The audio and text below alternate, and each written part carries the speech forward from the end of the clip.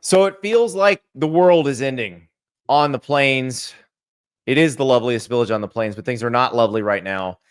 Auburn had a lead, a double-digit lead against Oklahoma in the fourth quarter. They give it all back. A pick six is the play that turns the game. The Sooners win. And Auburn finishes a stretch of 5 consecutive home games at 2-3, now going into a game against Georgia. And Ari, the discourse around Hugh Freeze is shockingly similar to the discourse around Billy Napier this time last year at Florida, where you have Auburn fans in basically 3 camps. There's the camp that's done. There's the camp that wants to be patient. And then there's the largest group, which is probably the most sensible group, that says, hey, how many buyouts we going to pay? Because they're still paying Gus and they're still paying Brian Harsin. And how do you handle this? Because they've been competitive in all their games, but clearly they have one issue that pops up over and over again, and that is throwing the ball to the other team. Yeah, so, how do I said this on the show on Saturday, but I want to say it again to you.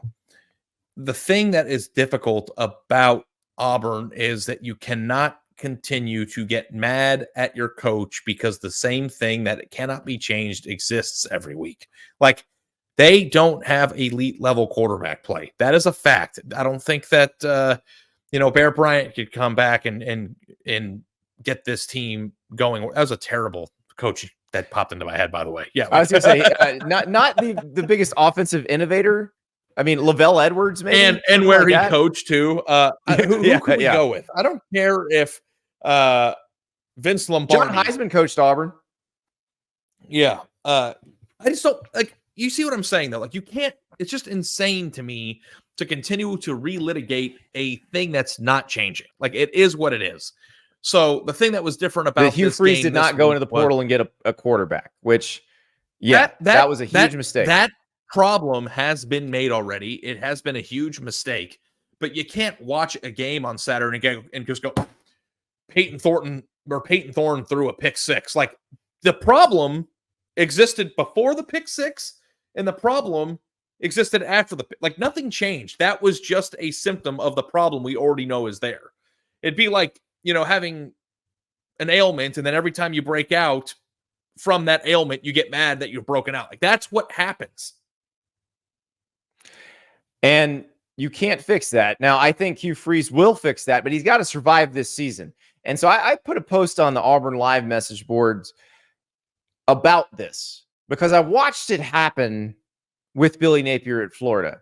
And I wanted to make sure they didn't believe I was saying this is going to end like the Billy Napier situation is going to end at Florida. I don't know how this is going to end, but I wanted to give the Auburn fans a little bit of a clue on how to judge what's going on here, because there's a world where this goes very badly this year and something must be done.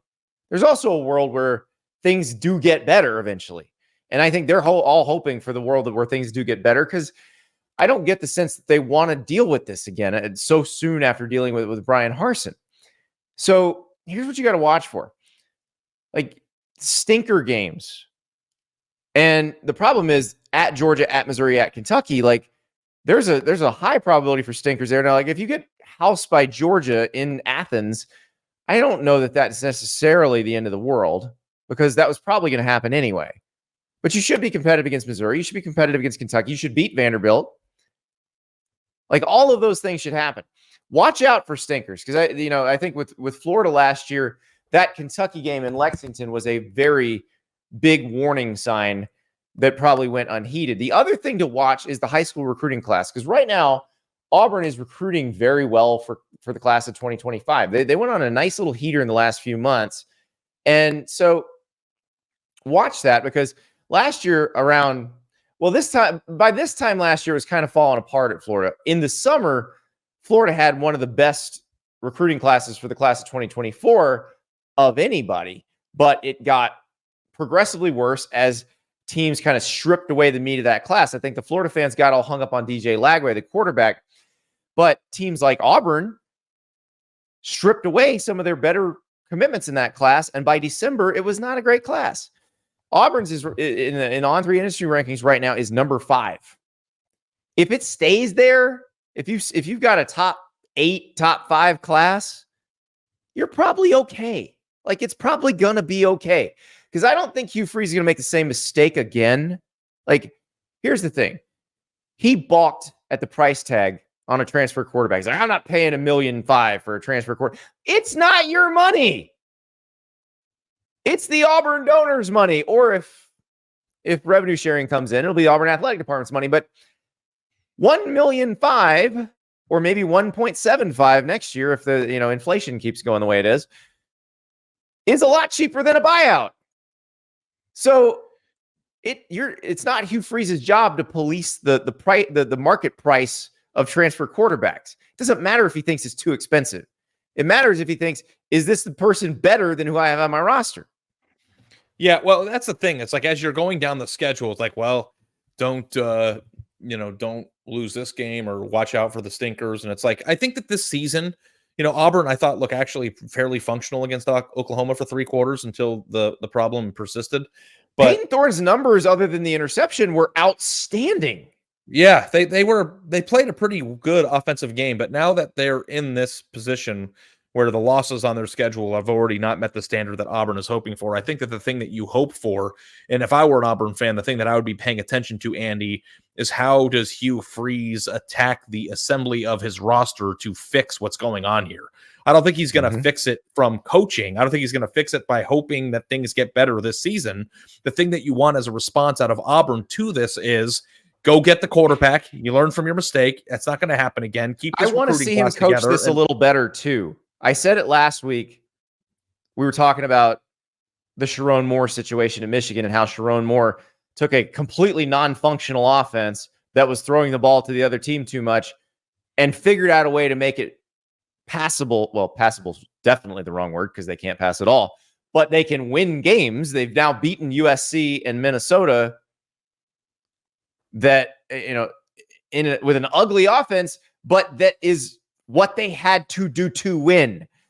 Hugh has to do what they need to do to win, whatever that is. And if you've got a 10-point lead in the fourth quarter, just run the ball and pray your defense holds up. Like, if you have to punt, that might be it. If you can't trust that you're not going to throw a pick. But I do want to see him coach them a little better. He makes almost $7 million a year. Mm-hmm. He needs to coach them better and assemble the roster better. It's not just, we're going to punt this season and then next year he can assemble the roster better. No. Coach better now. Because there also is a scenario, Ari, where if you look at the schedule, they've now lost 2 in a row. There is a scenario where they lose the next 4. Vanderbilt is led by Diego Pavia, the quarterback who led New Mexico State to a 31-10 win at Auburn last year. There's a scenario where they lose the next 4. They beat ULM, although you never know with General Booty. And then they lose to Texas A&M and Alabama. If that happens, I don't think there's any hope. Like, if they drop the rest of their SEC games, I think it's a math problem at that point. And I've said this regarding Willie Taggart, regarding Billy Napier. It actually was true with Jimbo Fisher, shockingly, with that number. The second it becomes a math problem where it is more expensive to keep the coach than it is to fire the coach is fired. There's no decision to make. Your feelings don't matter anymore. Mm-hmm. Hugh Freeze has got to win enough games here to make it not a math problem. And I'm not saying he has to go beat Georgia this weekend, though that would certainly help a lot. But he needs to be competitive against Missouri. He needs to be able to beat Kentucky. He needs to be able to beat Vanderbilt. He needs to be able to beat Texas A&M. Yeah. And if you do that, you're probably in a bowl game because you're probably beating General Booty and ULM. And if you're 6-6 in a bowl game, given everything that's happened, you can probably live with that as long as the recruiting class holds up and you have assurances that if you don't get the freshman quarterback that you think is going to be a star, that you have somebody you like and you have somebody you think is better than the people who've been playing quarterback for you. Yep. So, and that's the thing. Hugh Freeze, and I'll point this out because people ask, buyouts matter. He gets a percentage of what's remaining on his salary. There is no lump sum at the beginning. So it's essentially just a monthly number. I believe it's in the $400,000 a month range that Auburn can just put as a line item in the budget. So that decision can be made this year. I want to point that out because I know that a lot of the Auburn fans, after I posted on the message board, were like, oh, Hugh must have asked you to do that. No. Nobody asked me to do anything. And there is a scenario where this ends badly for Hugh Freeze. Well, good because you get paid not to work because that's the American dream, but not what he wants. He has to coach them better now while also planning to make the roster better in the future. I think he's doing the make the roster better part very well in the high school recruiting.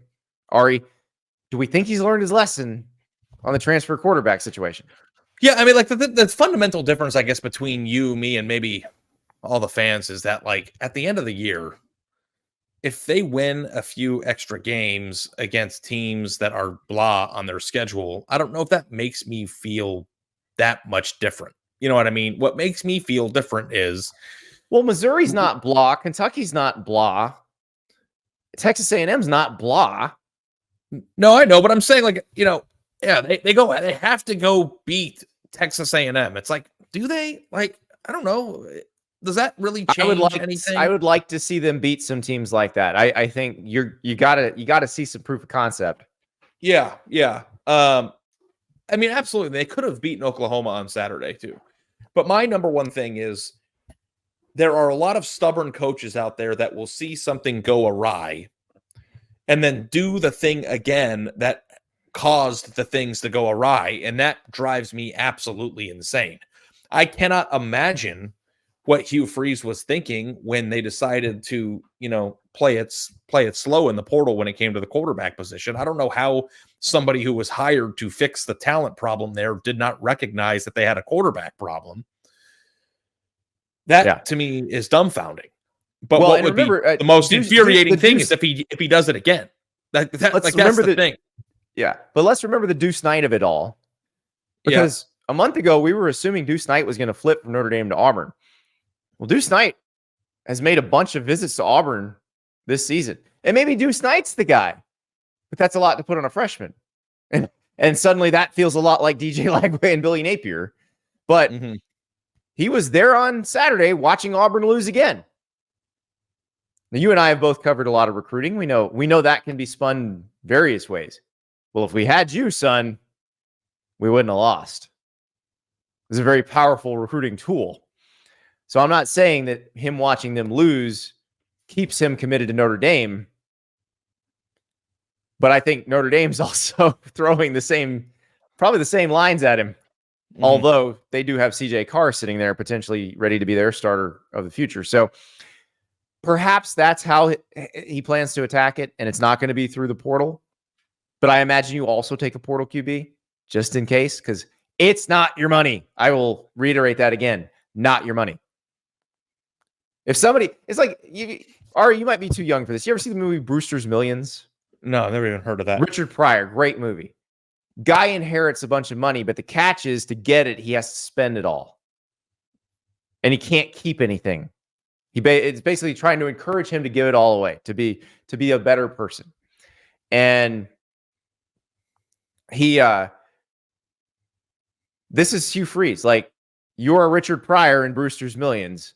They're giving you the money to spend. Go spend it.